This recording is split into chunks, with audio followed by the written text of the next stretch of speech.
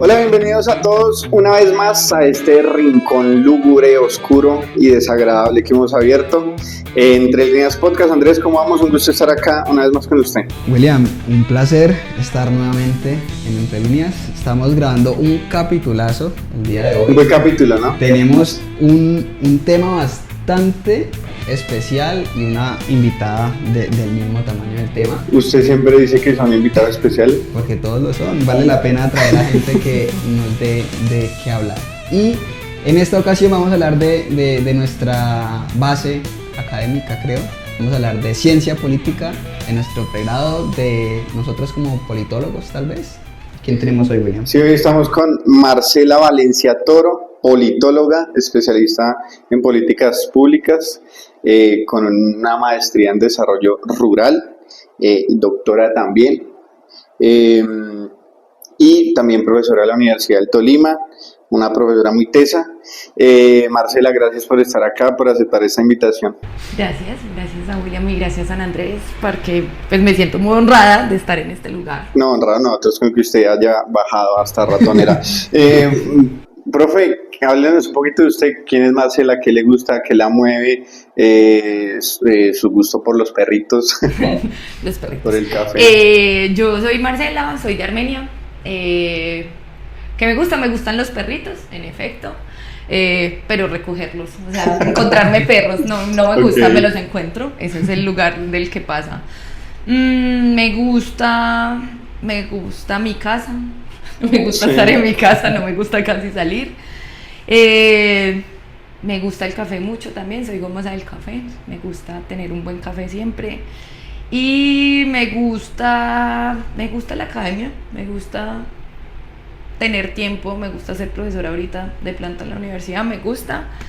La ciencia política me gusta, pero ha sido un gusto adquirido a pesar de que estudié ciencia política, ha sido aprender a querer un poquito más porque es una cosa, espero que eso lo hablemos ahorita, que uno empieza a estudiar y dice, ay, ¿qué estoy estudiando? Durante un largo periodo de tiempo. Entonces, por eso, pero también me gusta la ciencia política y me gusta la posibilidad que me da el hecho de ser profesora, de compartir el mundo con mucha gente. ¿Qué música escucha Marcela? De todo. Tengo Sí, una lista sí. que se llama Canciones Bonitas y son como 1500 que pasan por todos los géneros musicales, pero por todos, o sea, por todos es Todos. desde rancheras, Hasta metal.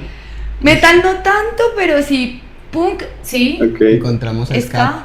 Sí, obviamente tengo ska, obviamente clásicos del ska de no sé, de Colombia, y hay cosas como sí. Reggaetón Escartel, también. también hay reggaetón, o sea, Escartel, por ejemplo, está, que es un clásico ahí del ska acá en Colombia. Está Kraken por ahí. Kraken, creo que sí tengo como una o dos, pero así como poquitas, pero también me gusta el rock viejo, entonces Pink Floyd es una de mis bandas favoritas del mundo mundial, los Beatles, Rolling Y Stones, ella también se mete con las baladitas y todo. también hay Juan Gabriel, Ok. sí, ese sí, también. Sí, ahí para tomar y llorar también. Julio Jaramillo. Obviamente, Julio Jaramillo porque soy de Armenia, obviamente, y hay tangos y así, o sea, no hay una El música repertorio es amplio. amplio. diverso. Profe Marcela, vamos a decir profe porque... ¿Por qué la profe? Porque nuestra profe nos dio clase, sí, y pues le está dando también a William ahorita. ¿Qué es ser docente? ¿Qué es ser profesora? ¿Cómo la mueve esto precisamente en la ciencia política? Yo llegué a la docencia como por casualidad, pero en mi casa han sido profes de colegio. O sea, mi abuela y mi tita era mi tía abuela, ellas fueron docentes del magisterio, fueron profes del magisterio. Mi papá también ha sido profesor universitario, entonces yo creo que ahí hay una cosa que tiene que ver con la sangre. Mi abuelo paterno también fue profe, él era bacteriólogo, pero también fue profe en medicina. Entonces creo que hay una cosa en la sangre, pero para mí, y esto es en la interpretación que he venido haciendo, ser profe es una posibilidad de compartir, ¿no? Uno comparte el espacio-tiempo con las personas, desde, claro, los conocimientos específicos de las materias, pero desde la construcción de seres humanos. Es que yo, y eso sobre todo posterior, post pandemia, yo creo que ha sido el ejercicio de pensar los salones como espacios de intercambio humano que se vuelven muy importantes durante un momento vital lindo que es la universidad, ¿no? Es un momento donde uno más o menos está despreocupado, tiene posibilidad de estar, pero también está con el mundo abierto. Entonces yo creo que para mí la docencia es esa posibilidad de compartir, es una pasión porque yo me gozo el hecho de ser profe, o sea, me lo gozo, a mí me gusta ser profesora, aprendo mucho y eso me parece muy importante porque es también, oiga, todavía la posibilidad de sorprenderse como el lugar especial y una responsabilidad de acompañar procesos también, ¿no? Porque yo creo que ahí es donde es claro que no es estoy impartiendo sabiduría, sino que estoy compartiendo un proceso y eso para mí es la docencia. Ok, junto a esa pregunta, creo que aquí ojalá nos estén viendo más politólogos. Creo que todos tenemos la idea de queremos ser analistas, asesores, investigadores, Profesores. y yo creo que en menor medida, creo que hablo desde mi grupo, hablaban de la docencia. O sea, de sí, yo me metí a esto porque sueño con ser profesor a raíz del pregrado de ciencia política. Y ahí voy con la pregunta. ¿En qué momento la docencia se volvió, no sé, cómo pasar de ciencia política como normalmente lo tenemos pensado para trabajarlo, a llevarlo a enfocar a la pedagogía, a ser docente de ciencia política? Yo ahí juego con esta lógica de causalidades y casualidades. En términos de las casualidades, en el momento en el que yo terminé, yo me gradué en el 2008 de ciencia política, y empecé mi maestría en el 2009 y ahí llegó una pareja a mi vida que era profe de universidad. Yo nunca lo había pensado tan así, pero mi trabajo sí era muy pedagógico, sobre todo con formación con comunidades, o sea, como tallerista. Yo no sé si ustedes se han dado cuenta en las clases, creo que sí, pero yo tengo alma de tallerista. O sea, yo pongo, ay, hagamos esto y esto otro. Y No, pues yo vi talleres, entonces yo sí. Pero esas son mis clases en general. Talleres, sí. Pero esas son mis clases en general. O sea, yo le meto mucho al taller porque yo me formé pedagógicamente más entre el movimiento estudiantil y los primeros trabajos eran como... Un trabajo social. Sí, trabajo de intervención comunitaria. Entonces, ahí hay un alma de tallerista. Y llega Andrés a mi vida, que era profe, y yo decía, oiga, a mí me parece como chévere eso, pero ¿cómo hago? O sea, realmente no fue algo que pensé en la carrera. Yo en la carrera como que entre las casualidades y las causalidades, yo al principio estaba perdida. O sea, yo hasta tercer semestre dije, ¿y esto para qué? ¿Yo qué estoy estudiando? Sí, o sea, para mí fue hasta tercero, yo me iba a cambiar para economía porque decía, no, esto está como muy deteriorado. Y yo además entré pues de 17 años a la universidad en Bogotá, en la Nacional, o sea, como, sí, y teoría política, y yo venía de un colegio donde todo el mundo debería ser ingeniero. Sí, es la verdad, antes en tercero, una de las... Y lo más parecido a eso era como la economía, ¿no? Claro, lo más porque era numérico. aterrizar. Sí, era aterrizar y yo dije, claro, en tercero encontré el tema de la reforma agraria y eso temáticamente yo dije, bueno, todo lo que me pongan a hacer en la universidad, o sea, en ciencia política, lo voy a meter con reforma agraria y eso me fue un poco un salvavidas para no irme para economía, porque yo ya estaba empezando a ver materias de economía porque yo dije, no, las vi como electivas finalmente, pero yo dije, estoy cansada de esto tan etéreo. Entonces, bueno, la otra casualidad, es Andrés, que llega a mi vida, es profesor, y yo dije, a mí me gusta eso, y ya estaba en la maestría de desarrollo rural, que ahí sí hay una causalidad. Yo dije, esa maestría me gusta, quiero estudiar eso, y apenas me gradué, empecé la maestría. Y ahí yo dije, sí, yo quiero empezar, pero yo no empecé dando en ciencia política, yo empecé por ya también una causalidad. Andrés tenía una clase en la Nacional, él también es de la Nacional, una electiva que se llamaba Sujeto, Poder y Estructura en las Organizaciones, pero Andrés la tenía que dejar. Hijo, ya sé, ¿a quién se la voy, pero fue como, entonces la voy a dejar al último y mando tu hoja de vida y le decimos a otro profe que nos ayude, y así fue que empecé a dar clases en la Facultad de Administración y Contaduría de la Universidad Nacional. Así empecé yo, en otro lugar completamente diferente a la ciencia política, aunque con temas de ciencia política, ¿sí? Dialogando con la administración. Y así fue que por eso llegué a ser profe Y yo ahí dije, esto de verdad sí me gusta, me mueve un montón, pero en paralelo siempre tenía otros trabajos porque la docencia universitaria es un trabajo que puede tener muy malas condiciones laborales, pero muy malas condiciones laborales. O sea, Sí, es algo a lo que hay que entrar y consciente. no Sí. solamente universitario, sino uno también se vuelve profesor de colegio y Sí, la las docencia. condiciones. las condiciones son... Aquí de experiencia personal, yo trabajé en un colegio, no voy a decir nombres, Pero es el colegio. pero ojalá lo sí, no mentira. Donde pagaban muy mal en temas de, por ejemplo, 9.000, 10.000 pesos la hora y le dan a una posibilidad de trabajar 13 o 14 horas a la semana. Entonces, ¿cuánto uno se hace en el mes y quién vive con eso? ¿Quién vive? Nadie. Nadie. O sea, con cátedras usted no alcanza a hacer nada en la vida. Yo con cátedra, y la cátedra se convirtió en, yo tengo que mantener cátedra, entonces desde el 2012, pero siempre tenía que tener trabajos. E igual, ya como en el 2013 entré a un programa de ciencia política en la San Buenaventura, no, 2014, algo así, no me acuerdo, X. Por allá. Por allá, sí, 2013. Entré primero de cátedra, después estuve tiempo completo. Pero el tiempo completo tampoco es que, en privadas tampoco es que... Sí, no, o sea, está bien, pero no tan bien. Y Ok. ahorita, pues, pandemia es un horror. O sea, trabajar en privadas ahora es súper difícil. Pero así terminé yo en la docencia y en la ciencia política con la San Buenaventura. Y ahí se fue manteniendo. O sea, desde el 2012 yo siempre mantuve el tema de dar cátedra. Profe, usted decía ahorita que salió de un colegio donde estaban pensados para salir a estudiar ingenierías y eso. ¿En qué momento usted dijo, voy a estudiar ciencia política y no otra cosa? Yo desde mucho antes sabía que quería alguna ciencia social. Me gustaban las ciencias sociales a pesar de que mi colegio tenía ese énfasis, pero tuve un profesor muy importante para mí en 10º y 11 de filosofía que como que reforzó esto de a usted le gusta es esto, Ujú. sí, a usted no le gusta, o sea, no me iba mal en matemáticas, no me iba mal en física, me gustaba la química, me parecía maravillosa, o sea, yo amaba la química, pero mal, me gustaba mucho, o sea, mi otro lugar podría haber sido la ingeniería química o la química farmacéutica, pues, así. De ese grado me gustaba la química, pero Rubén, el profe Lola, porque todos nos decía, lo lamento, señorita Valencia, entonces en el salón le decíamos Lola como que se mantuvo en esta idea y nos hacía disfrutar la filosofía.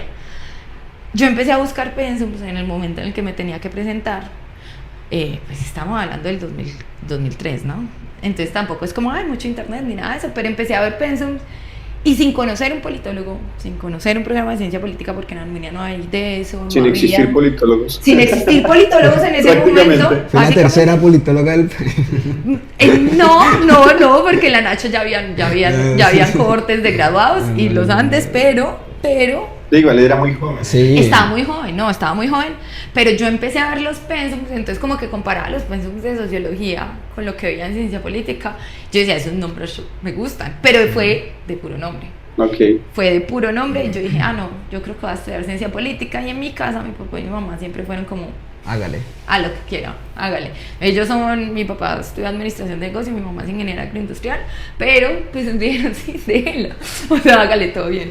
Pero vea la importancia de un buen profesor vocacional en el Y colegio. para allá vamos, William. ¿Usted cómo terminó? Fui también en ciencia completamente igual, o sea, política? yo escuchaba a la profesora Marcela y fue, Es porque como- se a mí me gustaba mucho, bueno, mi papá también fue profesor del área de las ciencias sociales, Sí. y mi papá me contaba cosas sobre la democracia, ¿no? Yo me flipaba un montón, y entonces en las clases del colegio a mí me gustaba, mi fuerte era eso, las ciencias sociales.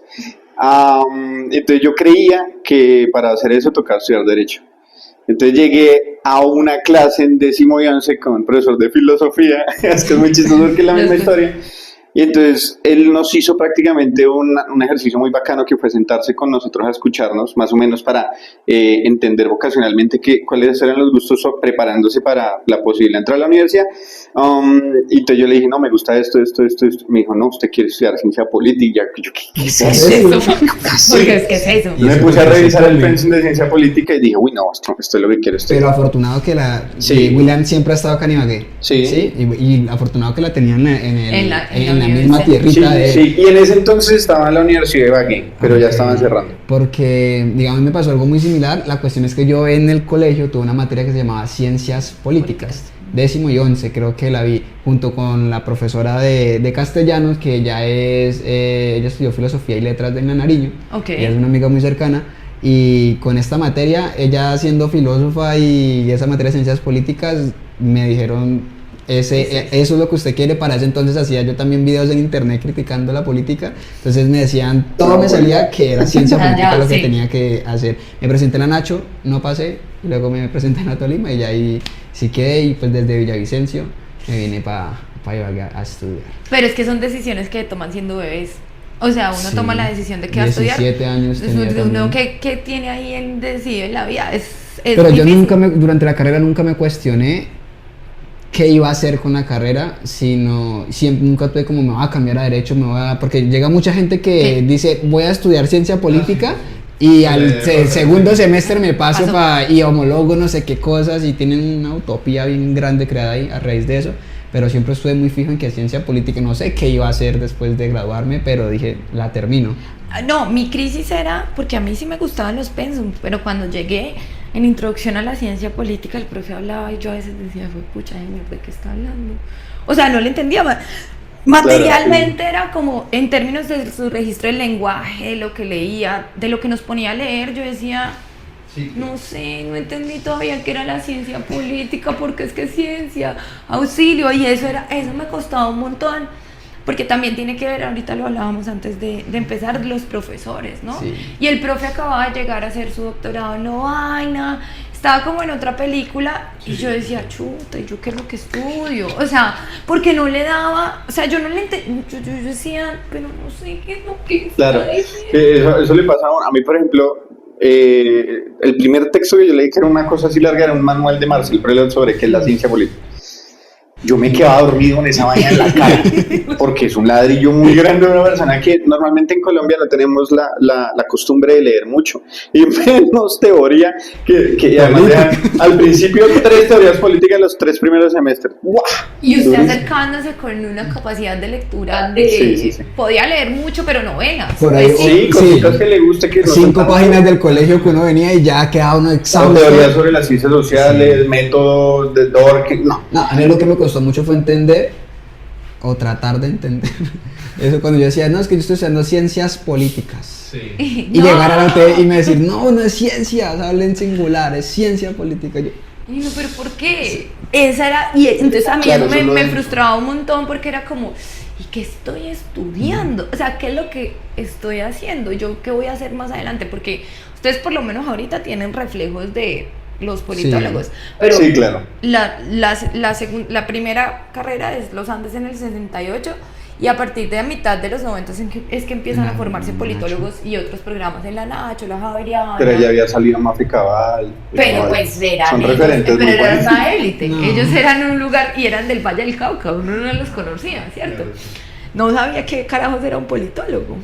En ese momento salir, graduarse, era como, ajá. Acá por lo menos hay referentes, pero sí la primera parte de la formación para mí fue muy costosa por eso, porque era como no entiendo, y a mí me gusta, porque a pesar de que, claro, me gustaban las ciencias sociales, sí hay una mentalidad como muy pragmática en mi cabeza, ¿no? Muy de Claro. organicé las cosas así, tengo mamá ingeniera, papá de la administración, como, epa, esto podría funcionar mejor así, necesito traducir.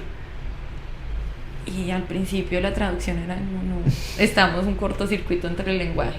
Profe, ¿cómo traducir ese conocimiento politológico desde su área, desde su desempeño como profesora a estudiantes críticos sobre ese tema de la ciencia política? Para mí yo creo que hay un primer punto y es cómo plantear los debates, pero entendiendo como los lugares de partida. Ujú.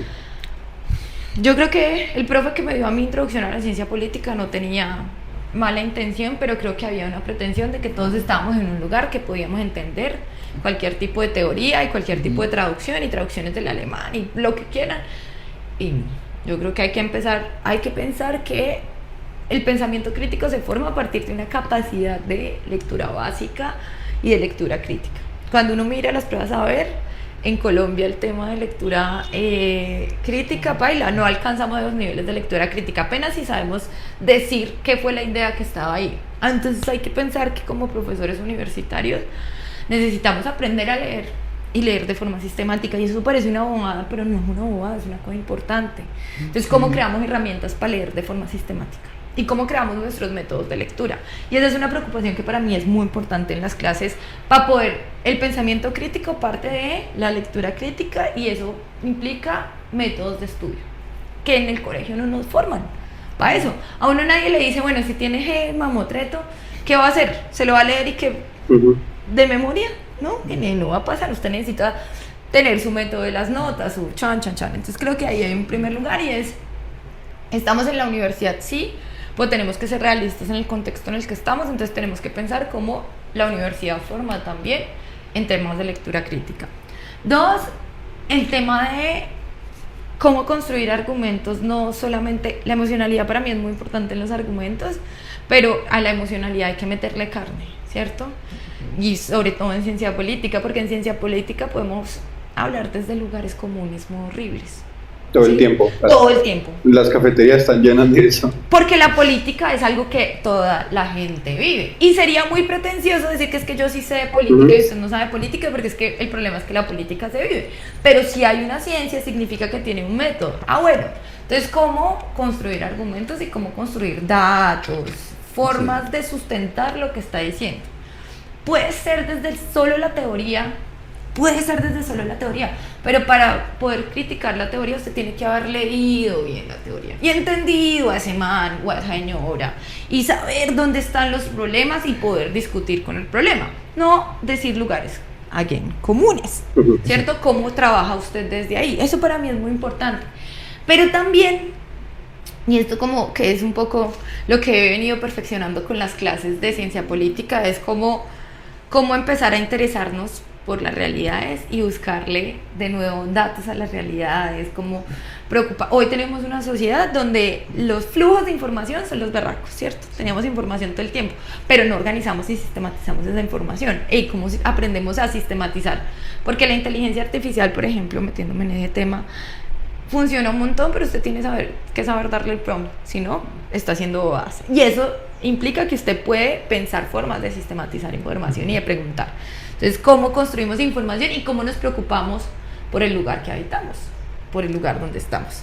No, y es que pues, yo creo que esa parte es bastante importante. Hace poco estaba viendo un debate que hubo de precandidatos presidenciales, y vemos a la politóloga María Fernanda Cabal, cómo habla desde un discurso netamente populista y atacando al actual gobierno sin fundamentos y repitiendo y reproduciendo el mismo discurso que han hecho durante todos estos años, y llega alguien como Carolina Corcho a decir, venga, pero es que hablemos con bases, y muestra datos, metodología, toda la sistematización que permite que lo que dice, el discurso que tiene, esté fundamentado. Sí, que tenga argumentos muy válidos, y uno es donde dice, ve, entonces sí hay una ciencia detrás de esto que puede, dar mucho más resultado y veracidad ante lo que las personas escuchan.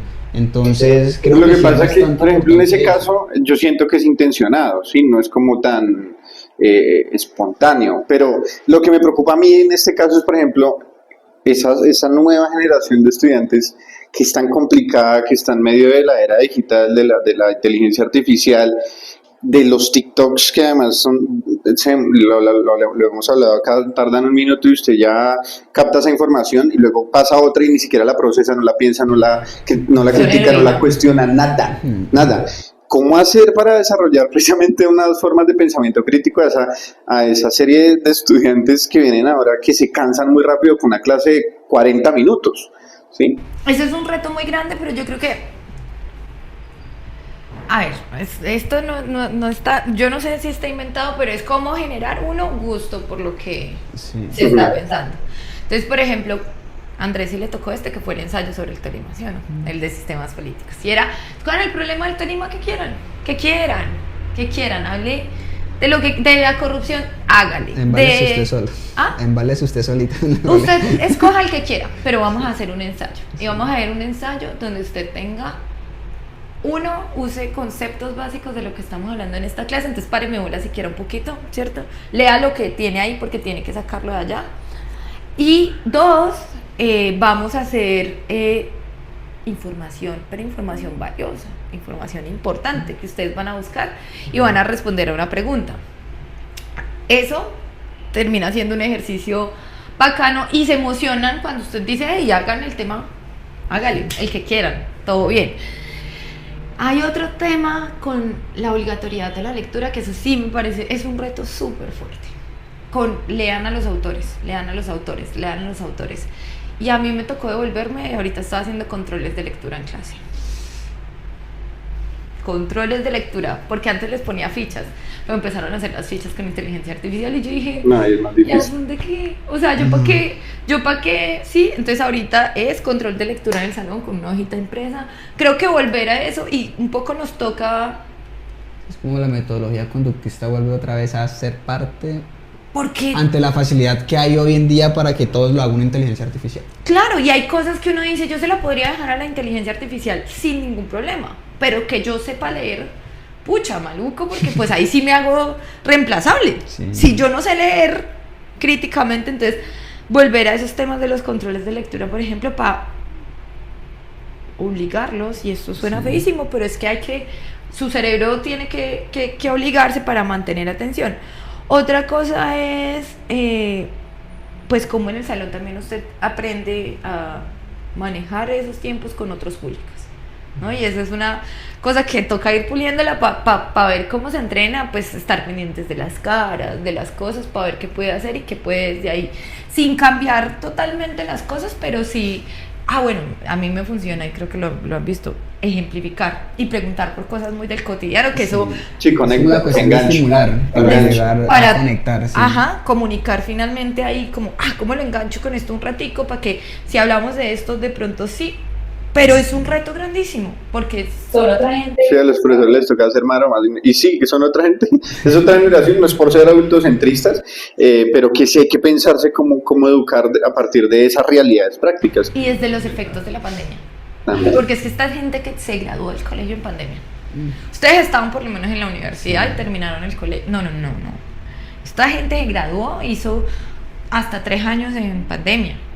Y si la pandemia chirreteó el mundo, nos chirreteó a todos, algo tenemos que hacer y conectar con eso. Más allá de quejarnos y decir, claro, es que ahorita no ponen cuidado. Pues sí, bacano, sí, no ponen cuidado. Pero entonces, ¿qué podemos hacer con gente que vivió un apocalipsis? Pues porque, ¿no? Fue el apocalipsis, la pandemia, parecido, ¿no? Entonces usted tiene que pensar cómo esos cerebros quedaron moldeados de alguna forma y usted responde a eso. Es un reto que es para los profes, pero también para las instituciones. Sí. Profe, y bueno, dejando ahí un momentico eso, creo que vamos a meternos en la parte más álgida del tema, nosotros como politólogos y específicamente hacia el tema de cuál es nuestra orientación ideológica. La pregunta es la siguiente: ¿qué tanto se puede enseñar sobre la ciencia política sin una postura política? ¿Existe esa neutralidad u objetividad académica? No, objetividad sí, pero objetividad académica tiene que ver con presentar las opciones posibles. Yo sí creo que uno tiene que, si uno tiene una posición política en la vida y lo único que hace es repetir, lo que está haciendo es adoctrinando, pero a mí no me gusta la palabra adoctrinar, pero eso es formación política de una escuela política en particular. Sí. Pero la formación política y politológica, creo yo, no, sobre todo, y también en la formación política, o sea, para pensarlo, si soy militante de alguna cosa, a mí en la formación política me parece que es más valioso que uno pueda conocer todo a repetir simplemente el discurso. Esta es nuestra interpretación, no sé, del marxismo, de la teoría de Hayek, ¿sí?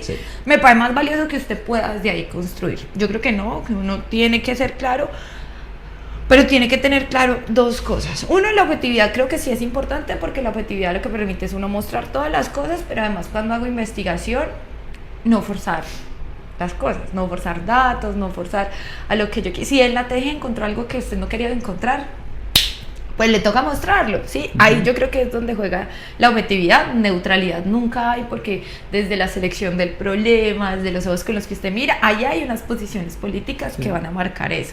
Eso por un lado. Entonces, en ser objetivos con el tratamiento de datos, con lo que usted está haciendo. Pero, por otro lado, Yo creo que es muy importante que usted no puede juzgar desde sus posiciones políticas las posiciones políticas de los otros. Hay que ser demócratas. Entonces ahí son puntos de entrada que para mí son fundamentales. Los demócratas implica que hay gente que a usted no le gusta lo que piensa. Y en clase hay gente que usted probablemente diga, uff, pero usted no juzgue desde su lugar político, discuta desde posiciones.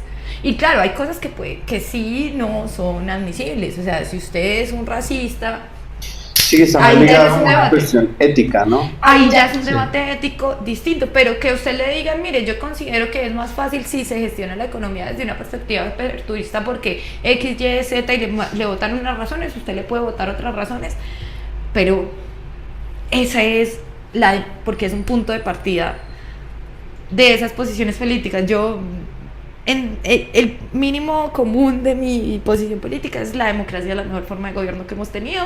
No es perfecta, pero es la mejor, y yo creo que hay que ser un demócrata, y hay que ser un demócrata en todos los espacios, y por eso uno no puede hacer los juegos de otras corrientes de derecha que parten de negar la democracia.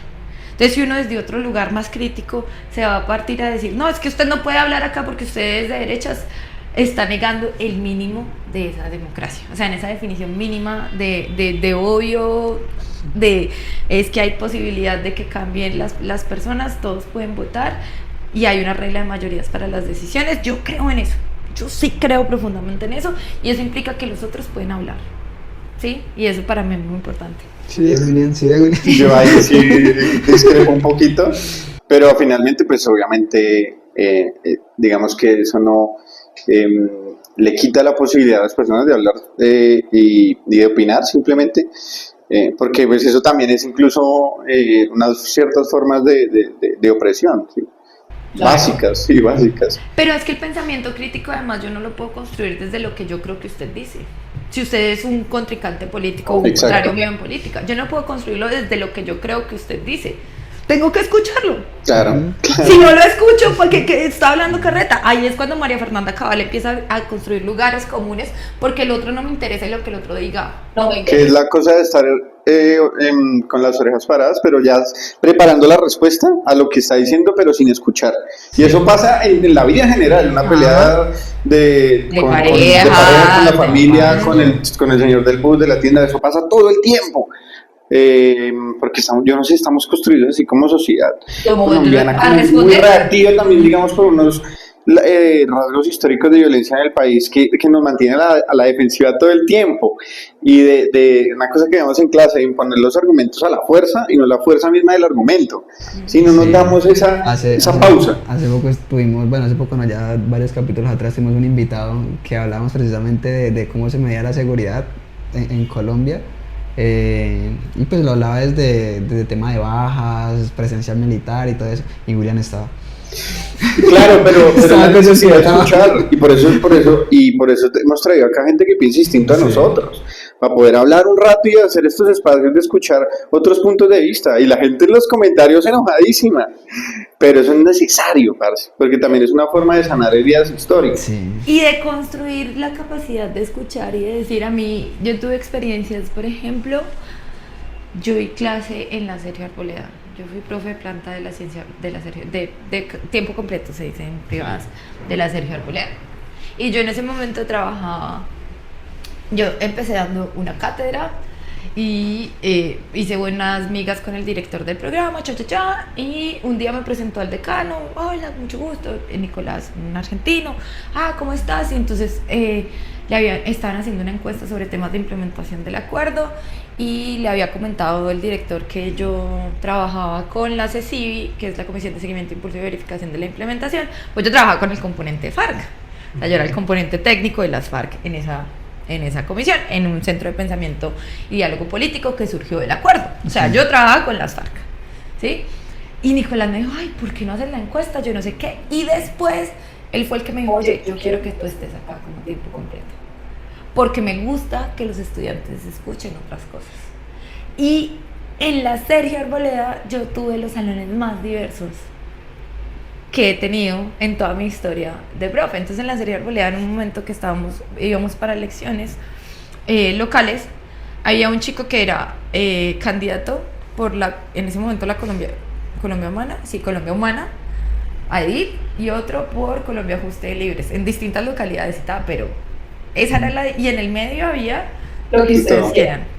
Y eso, a mí eso me parecía divertido, pues buenísimo, porque estos tipos se están formando escuchando de todo, desde la cosa religiosa hasta la Colombia Humana, y eso a mí me parece que como politólogos vale mucho la pena, porque nos encerramos en un curubito, y pues cuando uno está en un curubito está en una cámara de eco y estamos diciendo lo mismo todo el tiempo y no nos damos cuenta del argumento y de cómo conectamos con ese otro argumento, ¿sí? Y eso es muy importante, ese mínimo de la democracia y de formar desde ahí es muy importante, de ser demócratas en todos los espacios. Que cuando uno está hablando de teoría política y muchas veces sobre esos clásicos europeos sobre el pensamiento, uno le olvidan las complejidades, la multiculturalidad, la diversidad que puede haber en un salón de nuestras realidades prácticas.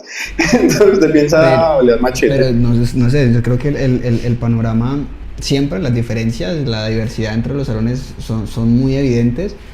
Creo yo, no sé si estoy cayendo en Sí. algo bastante ignorante, pero en la U pública Sí. vi mucho que la mayoría trataban de resguardarse en el discurso Un pensamiento progre. en el discurso progre, y cuando uno sabía que había gente enteramente de derecha, con familia y bases muy de derecha, pero entonces en el salón trataban como de... Es que hay discursos progre muy fachos. Como que sí, mejor Sí. me quedo callado porque aquí Porque me lanzan lo un pupitre, sancionan. pero uno también termina viendo a de los más progres del salón que la primera oportunidad con la derecha y ¡pum!, de clavado caen allá a trabajar, y todo el discurso que mantuvieron o sí, reproducían dentro del salón, dentro de la U pública, que es muy progre, lo dejaron a un lado, ya entran a la parte mercantilista tal vez de esto. Porque es el purismo, ¿no? Y estos purismos y estas exigencias Unos ideológicas, y entonces usted tiene que ser perfecto, y por eso es que mire que yo les digo, hey, yo prefiero ser demócrata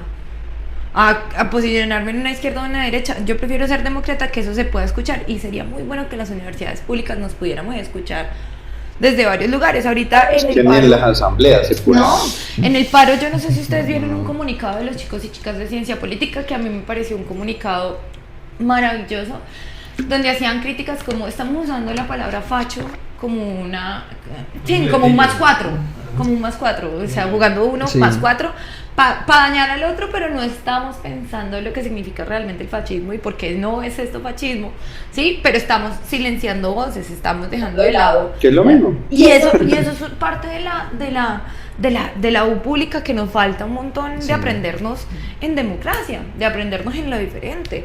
Y por eso la Sergio me parecía, ese hecho de tener estudiantes tan diversos, digamos, no es la institución, pero mis salones era este lugar diverso. Sí, o sea, la Sergio tenía muchos problemas como institución y podemos hacer las críticas que sean, pero en estos salones yo decía, pucha, maravilloso, porque estos tipos están acá, un amigo, han entrado juntos, estas mujeres también, y nadie, pero mantienen sus posiciones y las defienden, en la pública pasa un montón frente a eso, y entonces está la autocensura por un lado, y el uso... A ver, ¿cómo decirlo? El uso de ciertos debates y ciertas cosas como armas de la política, pero no interiorizados, ¿no? Los discursos alrededor del género. Okay. Mucha gente, ay, sí, todas, pero Allende la casa, Pinochet en la casa. Allende la calle, perdón, Pinochet en la casa. Sí, que estamos, entonces, me sirve para decir todos, todas, todes, pero no para interiorizar lo que significa pensar desde una lógica feminista, ¿no? Y eso es más valioso cuando usted se sienta y hace la reflexión. Si usted es un hombre, ¿qué estoy haciendo yo? Pero si usted es mujer, oiga, yo también cómo contribuyo a estas lógicas patriarcales, machistas, violentas, ¿cierto? A pintarse las uñas y salir con falda y hacer... Porque en la política eso se ve muy bonito, pero si el ejercicio no es de reflexión, es pensar también los sujetos y las sujetas políticas que somos, más allá del discurso. Pero en estos lugares donde se pretende homogenizar, nos pretendemos homogéneos, se nos olvida que el ejercicio de la política también es de los individuos. Individual, sí. Profe, finalmente le quería preguntar precisamente cómo llevar ese pensamiento desde la academia crítico y reflexivo, entendiendo unas dinámicas yo siento que globalizadas y mercantiles, en el que la academia ha perdido un poco esa capacidad, ¿no?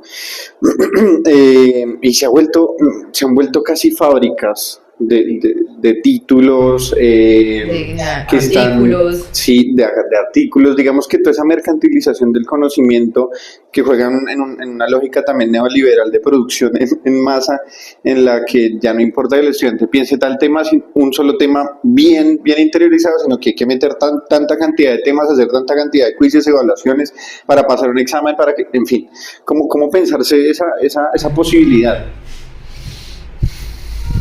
Es que eso es, ¿no? Porque es como toda esta estructura de una universidad, no nuestra universidad, sino Sí, una la universidad que universidad. corresponde a Boloña, a los créditos, a la superproducción, Se piensa en créditos, ¿no? en créditos, la superproducción sobre los puntos para los profes y las profas de los artículos y todas estas cosas.